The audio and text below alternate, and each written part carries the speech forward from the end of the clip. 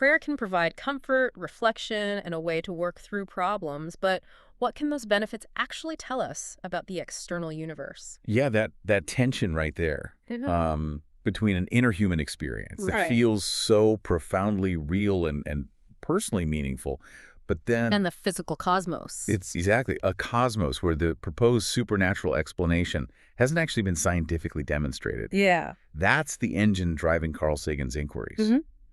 We're really trying to figure out how to reconcile, our internal reality with the external universe. Oh, let's jump right into it. Welcome to our independent Cosmora HQ book overview of Carl Sagan, The Varieties of Scientific Experience. Edited by Ann Druyan. Yes, edited by Ann Druyan. And just to be super clear right up front, this is not an official or complete audiobook. Yeah. It was as our own deep dive into the intellectual progression of the book. Yeah. And over the next half hour or so, we're going to trace a pretty massive arc. I mean, we're starting with the awe of cosmic wonder, humanity's place in the universe, and then Oh, we've got a lot to cover. yeah, we're moving through organic chemistry, evolution, out into the search for extraterrestrial intelligence. Mm-hmm. And then we sort of parachute back down to Earth. We're going to look at religious stories, competing ideas of God, that deeply personal nature of prayer and religious experience. Yeah, which is a huge part of the book. Right. And then touching on our nuclear and environmental dangers. And finally, Sagan's search for meaning informed by science. It's quite the journey, and to really grasp that arc, the necessary starting point is, well, simply looking up. Literally. Literally looking up, because understanding the sheer, just staggering scale of the external universe, it fundamentally alters our internal sense of importance. Oh, absolutely. We're talking about observed astronomical facts here. Distances measured in billions of light years. Mind-boggling distances. Right, the deep time of stellar evolution and, the life cycles of entire galaxies. The universe is incredibly vast. It's incredibly old. And then it doesn't really care about us. Well, governed by physical laws that operate completely, regardless of whether we're here to observe them or not. Right. But for most of human history, though, we looked up at the stars and assumed it was basically a painted ceiling constructed exclusively for us. Yeah, the center of everything. Right. And then the Copernican principle comes along and just completely dismantles that. But, stripping Earth of any physically central or privileged position, it often induces this kind of existential vertigo. Yeah. Like, doesn't that framework inherently make human life feel insignificant? We go from the crown jewel of creation to a speck of dust. An accidental speck of dust on the fringe of nowhere. It can feel incredibly, displacing. I get that. Yeah. But the Copernican principle, it functions best as a highly productive methodological guide for science. Okay. Rather than like an absolute theorem proving humans have no distinct value. Right, right. Assuming we aren't in a special place, it forces astronomers to look for universal laws.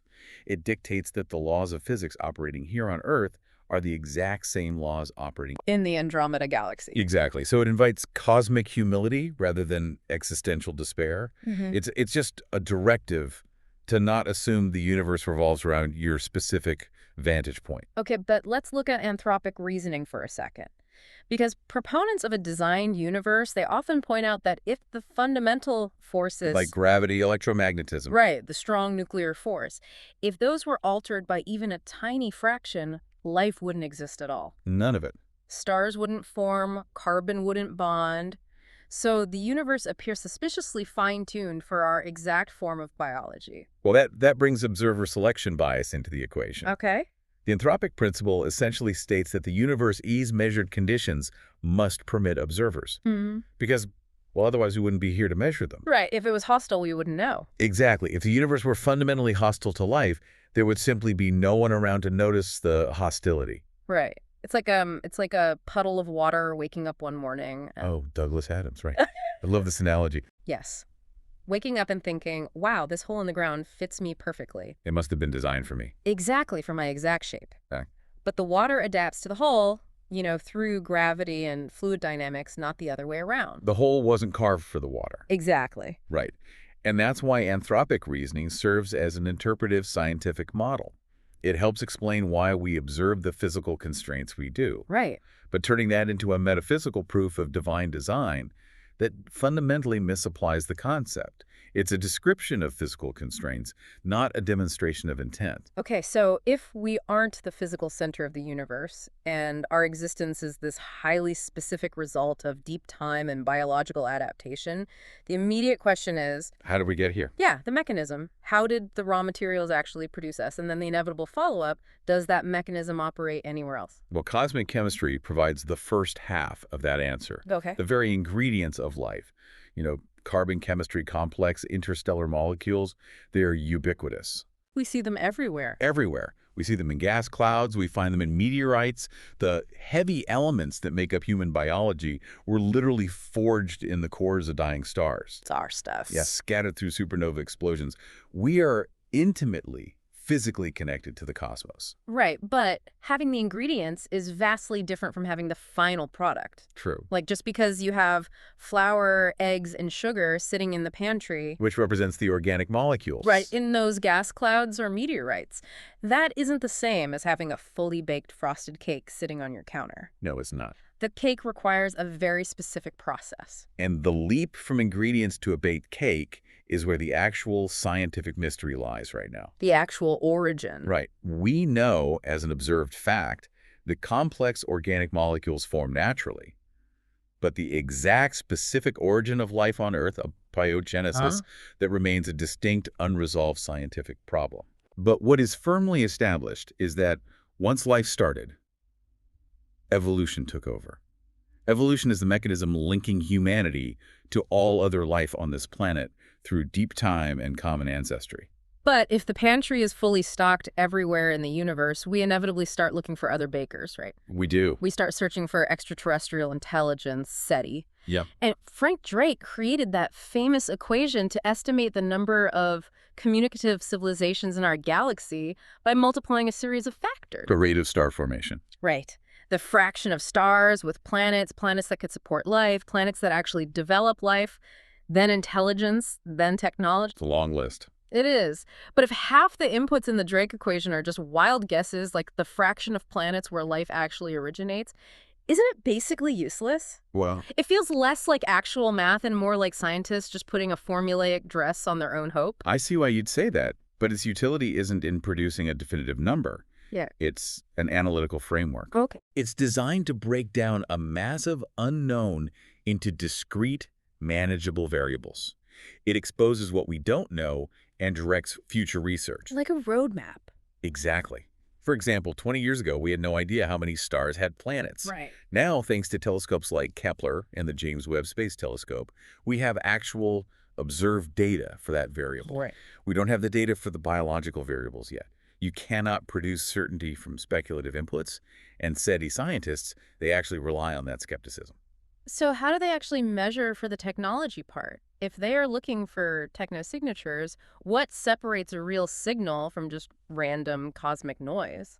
It relies on extremely strict standards for extraordinary claims. If an astronomer detects a strange radio pulse or a laser emission, it requires independent confirmation. Okay, so someone else has to see it. Right. Another observatory, using completely different equipment in a different part of the world, must detect the exact same signal.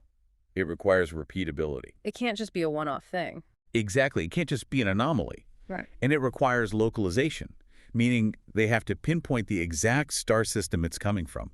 Until those criteria are met, it's just an anomaly. But when the radio telescopes hear nothing but static, I mean, that silence can be deeply uncomfortable. It is. And historically, human psychology doesn't tolerate a void very well. When science doesn't give us the cosmic company we crave, our imaginations step in to fill the gap. Which explains the explosion of UFO folklore. Exactly. We have countless reports, blurry videos, strange radar returns. The desire for connection is profoundly human. Yeah.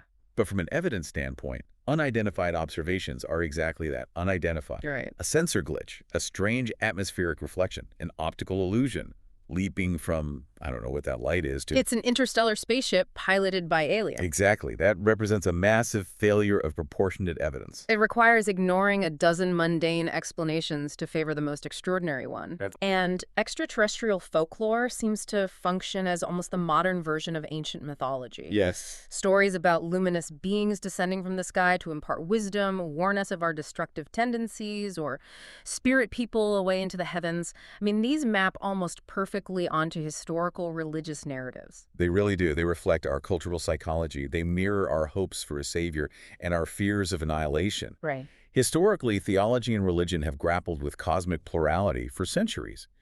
But these modern stories, they reveal much more about human nature, our internal anxieties, and our desire for a parent figure in the sky than they do about actual external visitations. That human tendency to seek connection with powerful beings in the sky, it leads directly to humanity's oldest search, the search for God. Yes, a huge theme in the book. But analyzing God through a scientific lens, it feels like trying to measure the temperature of a poem.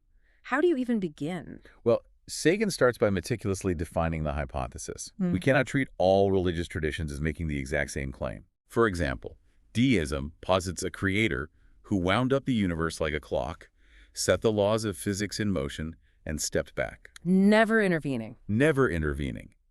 And that concept is practically impossible to test because the creator is indistinguishable from the background laws of physics. Right, but that's not the God most people pray to. No. Most people pray to an interventionist God, a being who alters physical events, answers specific prayers by changing the weather, or cures diseases in a way that literally violates natural laws. And that constitutes a testable claim. Right. And then there's God of the gaps reasoning, where a divine cause is inserted whenever science hasn't yet found an answer. And the inherent danger for theology and God of the gaps reasoning is that it must constantly retreat every time a natural explanation succeeds. Like the lightning. Exactly. When we didn't understand lightning, it was Zeus. When we understood atmospheric electrical discharge, the supernatural explanation vanished. This is where we have to firmly separate methodological naturalism from metaphysical naturalism. Okay, let's ground that distinction. Sure. If a plumber comes to fix your sink, you want him to look for a physical leak. That is methodological naturalism. Right. You don't want him assuming a ghost is clogging the pipes. He uses physical tools to solve physical problems. Yes. But just because he fixes the sink using physical tools, that doesn't mean he holds the philosophical belief that the supernatural doesn't exist anywhere in the universe. Which would be metaphysical naturalism. Exactly. And science operates entirely within methodological naturalism. It says we will only use natural explanations in our work because that's what our tools can measure and test. Right. It does not, and really cannot, definitively declare that the natural world is all there is, was, or ever will be. Okay, this brings us to probably the most sensitive aspect of the entire deep dive, which is prayer and religious experience. Yeah. For millions of people, prayer is deeply felt. It is profoundly transformative. When someone experiences transcendence, it feels like an undeniable, objective reality. It does. Is science simply the wrong tool to measure the human soul? Well, Sagan handles this with deep respect, recognizing the sincerity of those experiences. To analyze prayer scientifically, we have to break it into 4 distinct questions. Okay, what's the first one? First, does prayer offer consolation? Yes. The psychological benefit is an observed fact. Yes, it absolutely does. Okay, second question. Does it support reflection and emotional regulation? And again, yes. Right. The physiological act of sitting quietly, focusing the mind, seeking clarity, it has demonstrable positive effects on the human nervous system and even on community cohesion. Yes, but the third question is where the tension lies. Okay. Does intercessory prayer, training for a specific external outcome, Like a tumor shrinking. or a storm-changing course, Yeah. does that change external physical outcomes? When this is tested rigorously, the results run headlong into psychological confounders. Like expectancy effects and confirmation bias. Exactly. And let's explain how that actually works in practice, right? Yeah, go ahead. Our brains are biologically wired to release dopamine when our beliefs are validated. So if a headache goes away after a prayer, the brain highlights that event in neon lights. Right, it feels powerful. It chemically reinforces the memory while quietly deleting the memory of the 10 other times the headache stayed despite the prayer. It's selective memory driven by our own neurology, heavily influenced by cultural expectations. And without double-blind, controlled medical evidence, We cannot establish an external physical change caused by the prayer itself. Ow. Which leads to the fourth question. Does the psychological benefit, that real, deep feeling of transcendence, prove or disprove a deity? And the answer is? It does not. Neural, cultural, or emotional influences can create profound inner experiences. But a feeling, no matter how powerful or transformative, does not independently establish an external metaphysical cause. But wait, if someone has a profound experience and science finds a natural explanation, say specific temporal lobe activity or a neurochemical cascade, doesn't that just reduce their experience to mere biology? It's easy to see why people feel like science is attacking their core meaning. That is a very serious and valid counterargument to Sagan's stance. Right. Science can evaluate testable claims, but it cannot adjudicate every metaphysical claim. A natural explanation for an experience does not make that experience insincere or meaningless. I mean, if we map exactly how the brain processes awe, it doesn't mean the awe is fake. Exactly. A sunset is still beautiful, even if you understand atmospheric scattering. Right. Furthermore, it doesn't mean theology fundamentally conflicts with all scientific understanding. Sagan was offering his personal philosophical conclusions based on the evidence he prioritized. Okay. But it's crucial to distinguish his personal stance from what science itself can definitively rule out. Okay, so if science cannot give us final, absolute metaphysical answers, and we look out at the stars and realize we might be the only communicative intelligence currently active in this corner of the cosmos. The spotlight turns entirely back onto us. Exactly. How do we treat our only known home and each other? This was a major focus for Sagan, especially regarding what he called crimes against creation. Okay. If this pale blue dot is the only home we have, then the existential dread of nuclear war and environmental destruction isn't just a political issue. It's deeper than that. It is a profound ethical failing. We are gambling with the only known pocket of consciousness in the universe. And science informs us of the consequences of our actions. It gives us the data, the model-dependent scenarios of nuclear winter, the observed reality of climate change. Right. It outlines the exact atmospheric mechanics of what happens if we detonate the warheads or continue altering the carbon cycle. But science has a strict limitation here. An equation can detail the exact mechanics of a nuclear chain reaction. Sure. But it cannot tell you that it is morally wrong to drop the bomb.